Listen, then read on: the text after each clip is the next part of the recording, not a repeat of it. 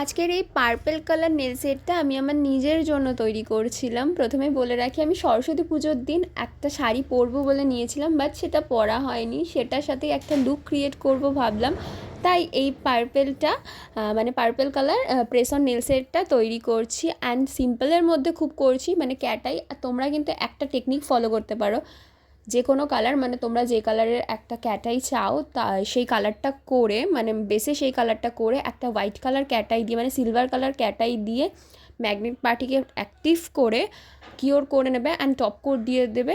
তো তোমরা সেই সেম কালারের কিন্তু ক্যাটাই চলে আসবে। আমার কাছে পার্পল কালার ছিল না, তো আমি এই টেকনিকটা ইউজ করেই এই শেডটা কিন্তু তৈরি করেছি। অ্যান্ড আজকের এই পার্পল কালার ক্যাটাই শেডটা তোমাদের কেমন লাগলো জানিও। অ্যান্ড এটার মধ্যে কিন্তু মার্বেল ফ্লেক্সও আছে, তোমরা হয়তো লক্ষ্য করলে দেখতে পাবে।